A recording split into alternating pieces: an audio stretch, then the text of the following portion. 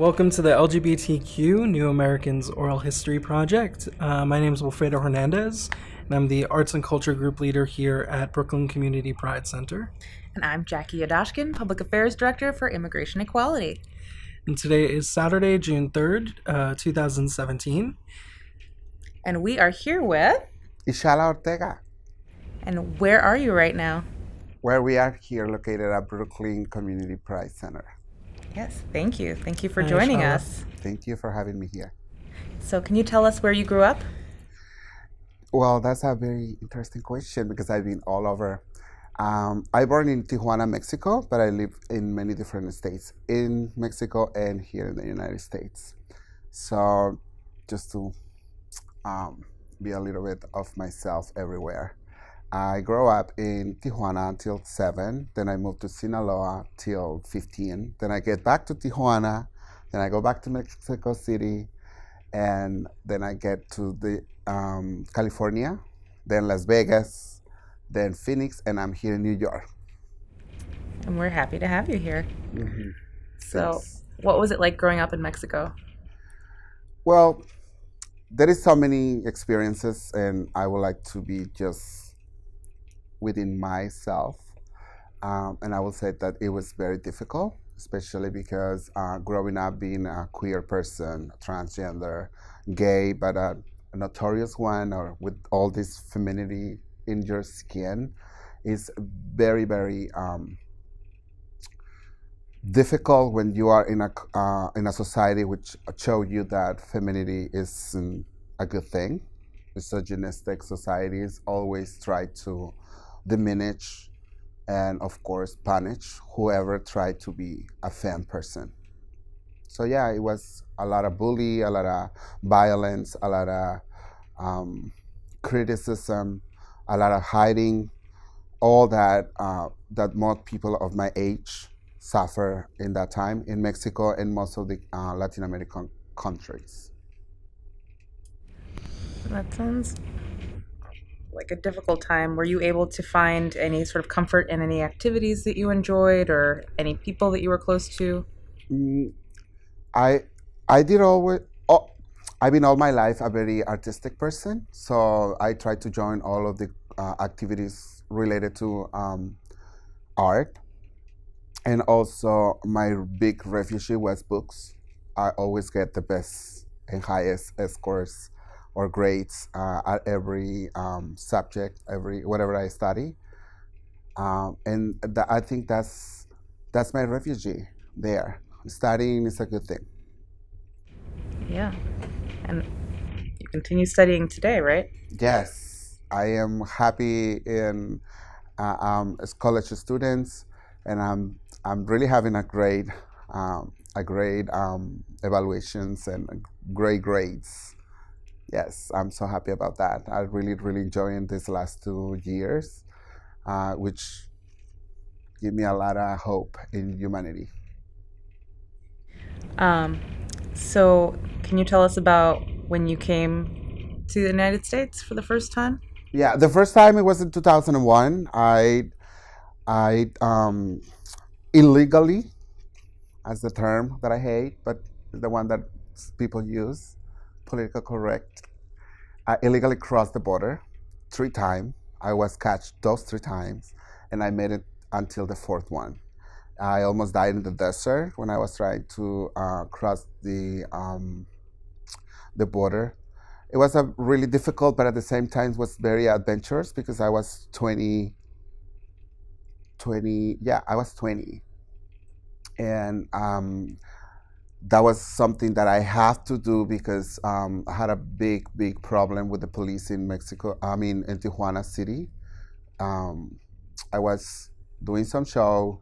I was outside of the club, and they picked me up, literally kidnapped me, hit me, and it was a whole bad experience and situation. At that time, all transgender women in Tijuana were like persecuted and criminalized and assault, rob, rape, all that. And before I can go into a major major situation or a big problem. With that experience with the police, that was enough for me to move out, to like run away. And yes, I illegally crossed the border, but I didn't do it because I wanted to commit a crime, but because I wanted to be safe. That's what I moved the first time. And I lived for almost 3.5 years in California, and something else happened, which was even worse. Two Latino persons from my own community attacked me in a hate crime. I almost died. I literally almost died. I seen and I feel what every single person who is a transgender woman in this country felt before dying. The only difference between them and I is that I am alive. I was strong enough to survive a hate crime, but I know what it meant. I know what it feels, and how hard it could be for some people to recover from that. That was in 2003, and that was I will say that was the experience that made me the strongest person, the strong person that I am right now. I'm not scared of anything right now.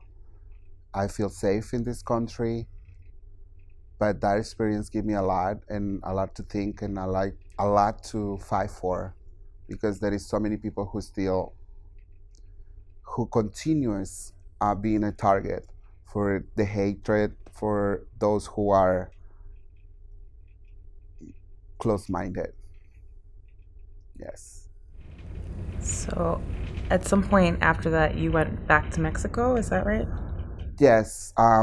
After the report, the detective, and all that legal procedure that it has to be followed, I have to remain for like around a year in the same place in case that police catch those criminals. After that, it was a major depression for me. Like it was some of the worst time I ever had. And then I moved to Las Vegas for a year. Las Vegas gave me another experience too, but I don't want to go deep in that because it was like something I didn't like to talk about. Then I moved back to Mexico. I hung the high heels and put back the boots for a man, because otherwise I will not be able to do anything but sex work, and something that I respect a lot because it's very hard to do it. For every of my sisters, every single person, male, female, trans, whoever do sex work, it is a survival job. It's a survival crime that the society puts us to do, but they do not recognize it, only criminalizes, and make us pay for their mistakes. So yes, I don't want to be a sex worker. So I decide not to continue my life as a transgender person, but to go back to be simply a gay boy, a queer femme, entertainer, fantastic drag queen, but not the one that I am right now. So it was hard. It was something that most of us have to go through because it is what the society gives us. This heteronormative situation in life that everybody has to follow, and if you are different, you will be punished. That's the message we have from every church, every religion, every politician, every single others who is different to us. Yes, I have to go back. I have to do that kind of stuff. And I survived. I did it, and I did it well. What were you doing in terms of work or activism at that time? I get back in Tijuana in 2005. I start working for a company who was call center. The company name is Telvista. I work directly as a supervisor for Avon, company for women here in the United States.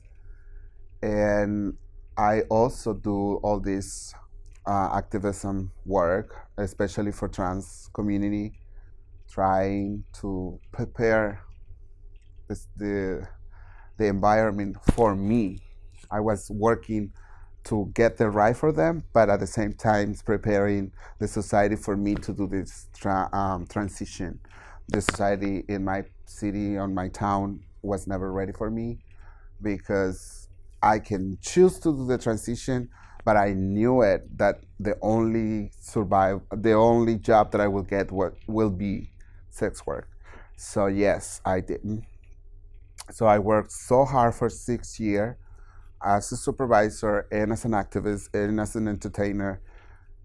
And in 2011, I was invited to participate in a reality show in Mexico City, which I am so happy that I was available to do it. The name for that was La Homofobia Está Out, uh, which means homophobia is out. Uh, and I participate there, and that gave me like a big platform for me to be like a speaker or a spokesperson when we want to like demand our rights and fight against the system that is oppressing us. So in 2011, after the reality show, I get back to Tijuana and I reincorporate myself in my regular job. But in that job, something awful happened against a person who tried to change from one position to another. They have this rule that if you want to change from one part to the other side, one side to other side, or from campaign to campaign, that work, you will have to quit the job and then like do the process to reset to like be hired. Even if they already tell you that they will give you the job, you have to do that process. And in that process, and in Mexico, still happening today, you are forced to take a HIV test. And most of the companies, if your results are positive, they will not hire you. They will not give you a job. That's another situation, which is hard because HIV is a disease that exists, and we should not be discriminating people because of they are living with HIV. So before that, I already was working a lot with HIV, the community that lived with HIV since 1996, when the pandemic was like awful. There was no medication, nothing. So just to go a little bit back and talk about that because it's very important for me. In 1996, I joined a little group that is so hard. We receive medication from people who pass away in the United States. They donate those medications that go to Tijuana. And in Tijuana, we separate medications for a week, and we give that to people who live with HIV there. So that was so hard because most of the people didn't survive. I seen so many friends, so many people that I never know before, but I knew them, or I meet with them because of that situation.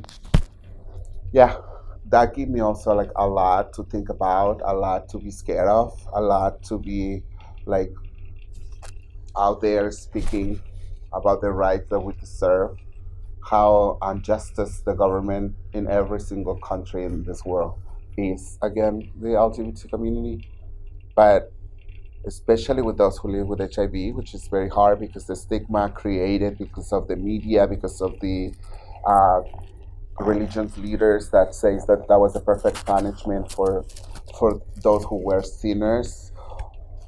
That's something like big. It's something like sad, big, because that's inhuman. And when you see somebody like in this country, Ronald Reagan, which was the president at the time, when the pandemic started, not saying a thing for 5 years, and when he says something was because already the straight people were already affected, it is it is something very, very wrong. At the beginning, it was only the black community, the heroin users, the homosexuals, as they call it at the time, and those who were like hemoderivatives. Okay, going back to after the reality show, when I get back to the company, that I was saying that this person who was under my supervision request this change of campaign. They did this test.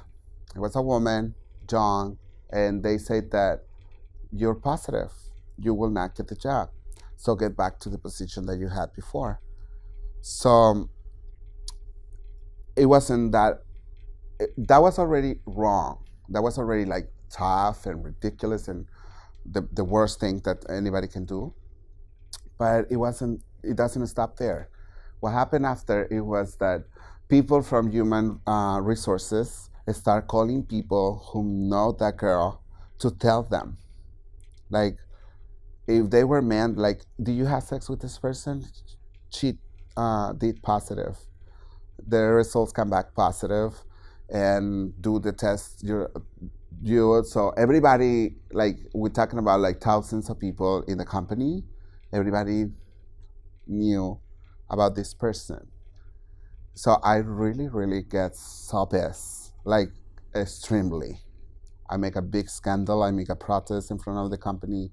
I advocate a lot, and I was so mad because I didn't know about that. And then I realized that when I got hired, they did test me too, and I feel like that was an invasion of my privacy. Of course, I didn't. I don't live with HIV, but there's just the reason, like, someone came to you and they said, like, we're gonna do this test for drugs, but instead of just for drugs, they do test you for HIV and so many other diseases. It really got into my skin, and I was like, you have no idea how pissed I get. So because I escalate the situation until the very top, they fire me. I sued them, and I won. Yes, I won. So after that, I moved to Mexico City because in 2010, Mexico City approved the gay marriage, and also they make like a statement saying that nobody will be discriminated, blah blah blah, which is like fake. All the law in Mexico is like inexistent and fake, and if you don't have money, you're not covered by the law. So I decided to move to Mexico City because I thought that was, for me, going to be the heaven that I never had in Mexico. Like, I will say that, oh my God, Mexico City will be like living in one of Canada, or like places with are very like open, like Holland, Canada, and some others. But never thought about the United States again because I already have a hate crime here. And there was like this big battle with the gay marriage in San Francisco and all that kind of stuff. And I was like, no, if I'm going to move again, I'm not going to move there. I want to join in my own country with my own people, with my own language, and all that thoughts that made me feel that everything will be okay now. So I moved to Mexico City because I really get in love with the culture and all that stuff that I don't know about my heritage and stuff. But I discovered that transgender is still the same, and still the same everywhere, not just there. But at that time, I have this big, big dream that everything would be great in Mexico City. So what I found there was like men and women, cis men and women, they will be accepted. Like, doesn't matter who you love, blah blah blah. All this like commercialized and marketing idea of what is to be lesbian and gay, which is like, if you look alike as cisgender, you're fine. If you don't, just screw up. So yes, I got there and I experienced that. I stayed there for a year, and I was like, no, this is not a good thing. This is not what I wanted to be. This is just like a section of this city which is everything allowed. It's like Zona Rosa, the pink area. Zona Rosa is the right name. And everything is allowed there, but if you go a little bit deeper, you're gonna get killed. You're gonna be discriminated. You doesn't count. And what they did for trans, instead of like giving them like a opportunity to have a job or a career or go back to school, whatever, what they did was that right now, from now on, you will not be punished if you are doing sex work. So that's the price. That's what the government gives, which is like, well, I don't want to curse, but it's just a stupid thing. So yes, I get back to Tijuana. So in Tijuana, I get there in beginning 2013. And when I get back to TJ, what was happening was that there was a governor election going on, and there were these two major political party fighting for the stake, because that's nothing else but a stake for them to be just in power and do whatever they want and install whatever they can. So there was this debate, which at the time was Francisco Vega and Fernando Castro Trenti, the two major candidates for government. And one of these two ignorants, because the both of them are just like two pieces of ignorant people. The second one I mentioned, which is Castro Trenti, said publicly, in public, in the debate on camera, that what's happening in Mexico City, he doesn't want it for our state. He don't want two men holding hands on the street, two women raising a kid. All that was already happening in Mexico City. So because of this publicity, because of this strong voice in my community that I get, or the platform I was, the media immediately contact me and start asking me questions, what my thoughts, what are the feeling of the community, blah, blah, blah. So I made strong statements. I organized a march. I organized a protest. And I was like the little stone in the shoe for him. I make myself the uncomfy step, like when somebody is like hitting you in the back all the time, you say something. So anyways, I started doing this very, very hard work and tried to convince people to not to vote for him, not to support the other one, which was also is an asshole and a homophobic. The whole political party that he represents is this conventional, conservative, hypocrites people. So, but I prefer to have somebody who has been always the same, instead of someone saying like, yes, we are liberals, we are blah, blah, blah, but we don't want this. So yes, I prefer to fight the other system instead of this new one, which is the ancient political party there. So yes, I fight hard, and I start receiving these death threats through phone calls. These death threats really scare me, because recently I've seen so many activists get killed in Mexico for many different reasons. If they want to save the forests, if they want to save the children's, if they want to fight against this wave for kidnapping people, this disappearing people that the government tactics had, like the 43 students that disappears, I guess is the right number, 43. Or the movement of the 132 students against the President of the United States. All that movements, the leaders of them were always at risk of getting killed. So I was one of them. Some of them didn't survive, and I am so sorry about them.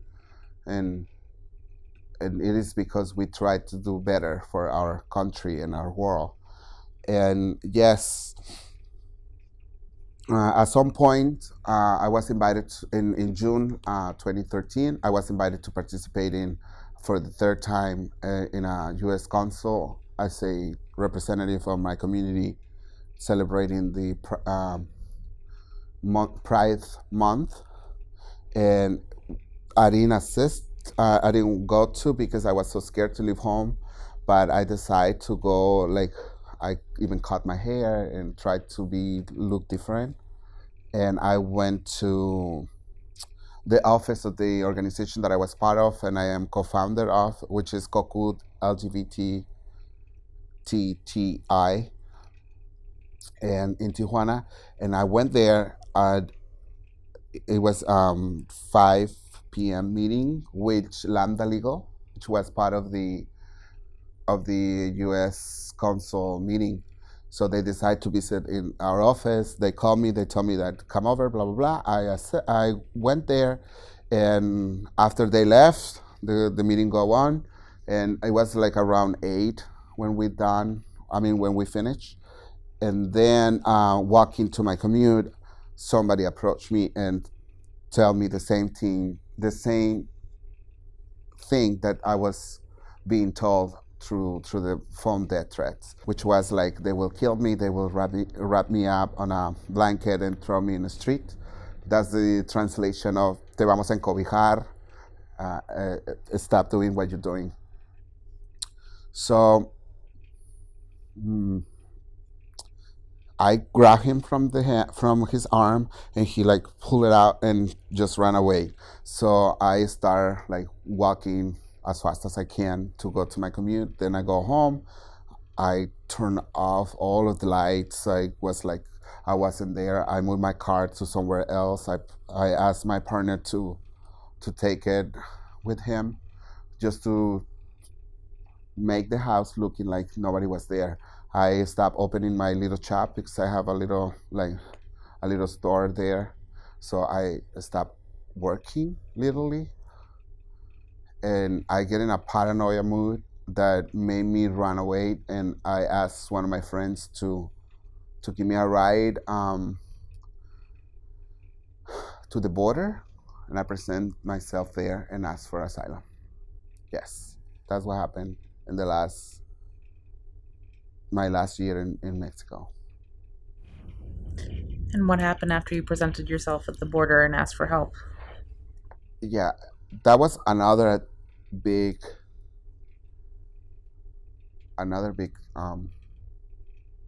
experience, which was a very bad experience.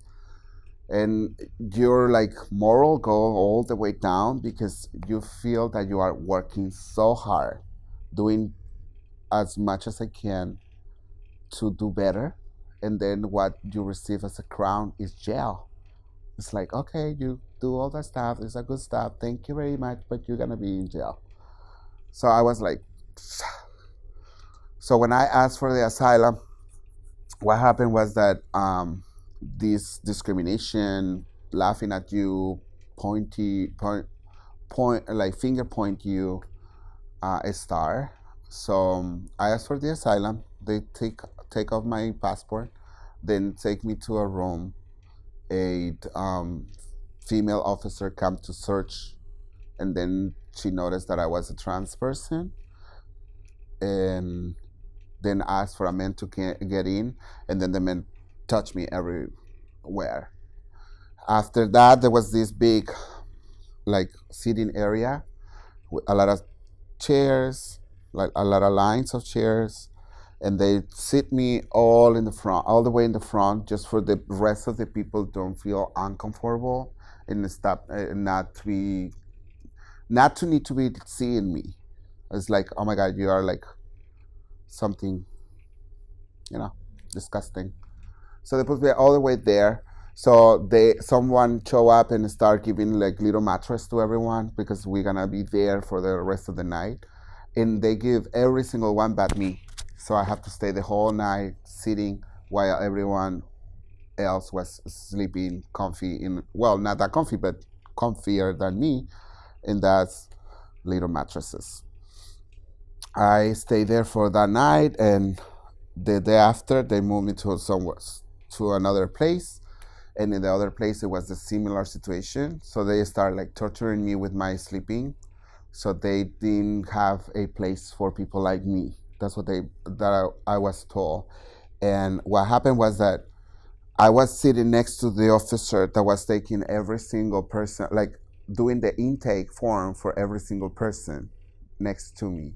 So I have to see every single one who went to this officer. So every single one was laughing at me, especially because one day after or 2 days after, whatever, if you are a hairy person, everything will start showing up. And if you are dressing like a woman, and then they didn't allow you to change or to clean or to shower or whatever, so you look like horrible, especially if you don't like to look that way. So everybody who was like facing me was laughing at me, every single one of the detainees, the officers, and whoever else was in that office. So I wasn't able to be in a cell. I was just in front of that officer. And what happened was that they have to take every single person out of the cells to let me go in for a period of time, like 2 to 3 hours. So that was my resting time per day, 3 days. So they just let me sleep like 8 hours in 3 days, something like that. And that was like very awful. And after that, they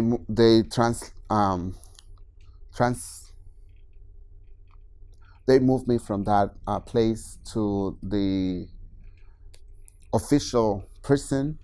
People call it detention center just to sound it look not awful, but it's a prison like for criminals, because you've been treated like you kill someone. So when they did the intake for me, they asked me some specific questions about gender and whatever. So they say like, do you think you are an LGBT person? You say, yes, I don't think so, I am. And they say, are you gay? I am a trans person. And they say like, are you afraid of being in the general population? I say, yes. And the person say, don't say yes, because if you say yes, you're gonna be in solitary confinement. I didn't know what was that, and they said, what is that? And say like, oh, you're gonna be by yourself in a little cell for all the time, and you're just gonna have like 30 minutes to take some sun, and that's it.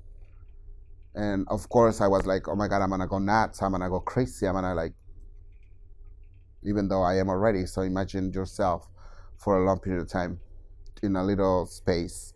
So I say, okay. So they put me in the general male population, and I stayed there for 2 months. In those 2 months, I met a lot of transgender. We were like 7.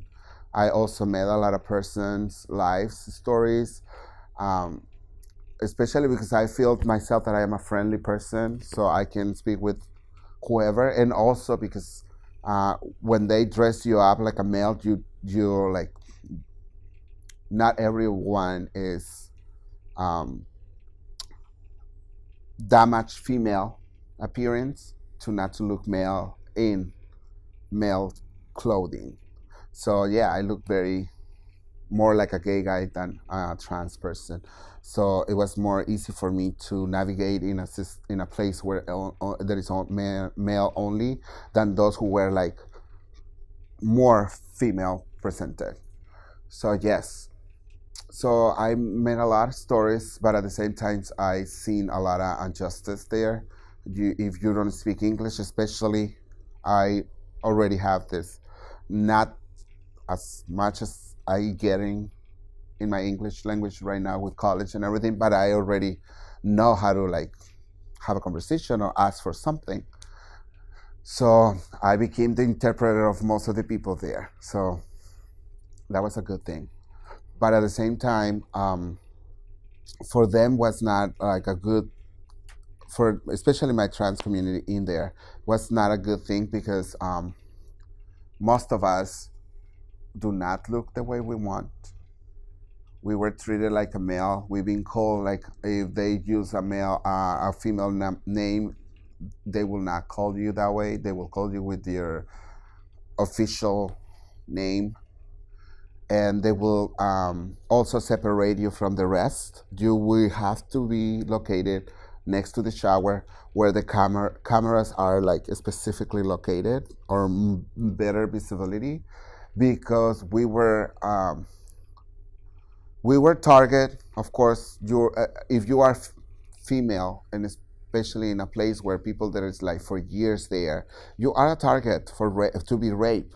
For every 5 cases reported to them, one, at least one, is a trans person saying that has been raped. So, and they say like we are the person who are like provoking the male to do that. We were not like, you're not gonna be asked like what happens to you. It's like, what did you did to get that? It's like you deserve it. So yes. So I stayed there for 2 months, almost 2 months, and I gained like 40 something pounds, because the food is just sugar and flour, and it sucks. And that is another torture, because you have to eat at 5 in the morning, then 11 your lunch, and 5 in the evening. 5 afternoon your dinner, and there is no food in 12 hours. So you are forced to buy if you have money, or you will not. You will be like not having nothing to eat through those 12 hours. They force you to work for 8 hours, very hard work, and you just get $1. So yeah, that was if I kill someone. I think if somebody kills someone, will not receive that treatment, because that was so wrong. Just because you don't have documentation, you didn't born in this country, but you didn't do anything wrong. You just tried to live in a better place. You just tried to survive. Yes, that's what happened in there. How did you get out? Sorry. Say it again. How did you get out of there? Well, I am very fortunate that my sister is a U.S. citizen. She lives in Arizona, and she was able to pay the bond. They put me a $1,500, which is the lower bond that they can give, because even that I am not a problematic person, or like what they consider a problematic person, even though I am considered a risk, a flight risk, they call it that way. So they give me a $1,500 bond. My sister was able to pay for that, be my sponsor. So that's what I get released this early, 2 months only. But the rest of the people that I was there, most of them were already like 6+ months, and their cases is still wrong. So yes, that's how I got up. I moved to Phoenix, Arizona with my sister. I stayed there for over a year, and in that period of time, I've been like contact many different organizations, LGBT organizations, but most of I would say like 95% of the organizations which are LGBTQI do not do undocumented work. Work for undocumented people. So I was lucky to be able to contact Immigration Equality. So they take my case, and we won our asylum on January 13, 2016. Mm-hmm. What did that feel like when you were granted asylum? Well, I feel so happy on May 2015 when I get the temporary Social Security number and work permit. I feel so happy that day, because I was able to reborn, put all my pieces together again. And when we won, it was like a great piece of peace, and like the world get off my shoulders. And it was a really joy moment, and I really love that. And I'm really, really thankful for the work that the Immigration Equality did with my case. I am so happy. I am so happy that Alex Barlow take my case, with Pamela Dancer guide. I am so like happy. It wasn't that long compared with the others people who are also fighting for the cases. It wasn't that long. It wasn't that hard, but it was so hard in my personal experience. I always tend to like compare my struggles with the struggles of other people, so I don't feel that bad. But if I don't have nobody to compare, it is really hard the things that I go through. So, what is your life like now that you have your asylum? Well, I'm waiting now for my residence card. Everything is already like done, biometrics, process, everything. I am so happy that Alex Barlow again is my lawyer. I am like, oh, so fantastic. Like plenty of joy. And I am working in Colin Lower Community Health Center. I am a RAP case manager there, and I am like fulfilled, like so happy. And also, I'm full-time student, so yeah, I'm a busy girl, um, but it is something I was fighting for, and I finally had it, and I will not take advantage of the opportunity. I will take it all, and I promise I take it all. Yes, and I am so happy. I'm like, yes, my life is together again. Yes, I feel that I own New York. Hmm. And when you came, when did you come to New York, and where did you first come to in New York? Which borough, or Brooklyn, Manhattan? I didn't get the question. When did you first come to New York? Okay, the first time I came to New York was for a conference. It was August 8th, 2014. And as I mentioned at the beginning, I live in many different places, many different states, but I always have this centerpiece of mind that every time I get back to Tijuana, I feel like oh my God, I'm home. Like I'm in my house. That's the feeling I have in Tijuana, like it's there. So when I came here, I have the same feeling when I was landing. I was like, and I don't even see the city yet. I don't even see the people yet. I don't even hear anything about like what is now New York. But when I was 12, after a very hard period of time, when you are not accepted or you are rejected, blah blah blah, I read this book which was telling the it wasn't the right, but right now I know that wasn't the right, but at that time was something very helpful for me. Was telling the Stonewall story. Was telling the Stonewall story.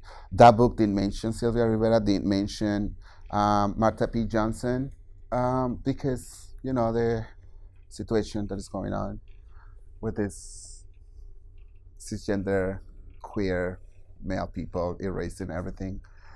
But at that time it helped me. It helped me that there was people like me somewhere else in the world. I never thought that I would live in this place. I never thought that I will speak another language. I never thought of that. But I think that book was in my mind the moment I land, and that's what I had this feeling. And since then, since that precise moment till today, I feel that in the United States, whole country, New York is my home. That's the same feeling I have in TJ. I might be moving to somewhere else in the future, or I might live somewhere else, but I will always have that feeling every time I came to this place because I really love it. Yes, I love it. I especially love Queens, which is where all my community is, and yes, I love my Latino people in New York, and most of us are concentrated in Queens, and I live there. Hmm. So, do you have any hobbies, even though you have no spare time?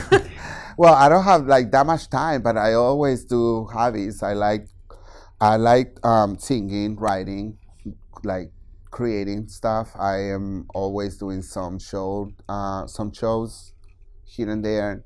and I am trying to find musicians because I used to have a band in Mexico, like singing my own songs, which is like LGBT related, and I'm trying to get there, but I don't have that much time, but I wanted to have that that thing and start doing some great stuff because I really love art and every expression.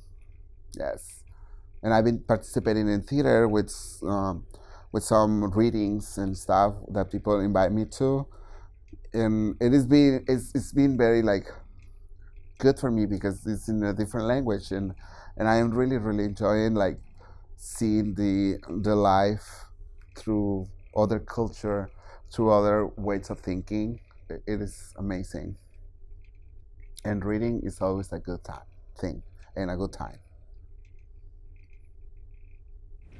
Do you like to cook? I love cooking. I really love cooking. It's not like a hobby. I do it because I really love how I cook. And I am like, you can see that I am a good eater. But I also do it like, as a work for a long period of time. I work in a high-end restaurants in California and New York and also in Arizona for a short period of time. But yeah, I had that experience and I love cooking, especially when you are cooking for someone, that special one. But yes, it's not a hobby, it's more like a necessity. I think, What's your best dish? well, that's a very good question. I would say that my best dish will be someone that I create that is like tropical chicken, which is consists on it goes with fresh papaya, kale, and a special sauce with green jello and red pepper with olive oil, and yeah, it's a very like tropical flavors. Yeah, I think that's my best dish. Oh, we're all hungry. Would you, at the end of this interview, want people to know about LGBTQ immigrants? What I want them to know? Well, I want every single person who see me or who see this video to know that we're here, we exist, we are we are being placed in a shadow, but we are now coming out of that shadow because we are not afraid anymore. We cannot be afraid with the political environment that this country is going through right now, and we need the support of every single one of you because we've been in your march. We've been fighting with you for you to get the permission to get married, and it is time for you to be the shield that we need to not to be deported, to not to be excluded from what you already get with our support. So we need you to support us back hard, even harder, because you're not going through what we are going through. There is all shapes or colors of us being undocumented in this country, and we really need you. That's what I need you all to know. Support us and support us hard. And what do you want people to know about you? Well, I'm here and I'm trying my best to conquer my dreams, follow them.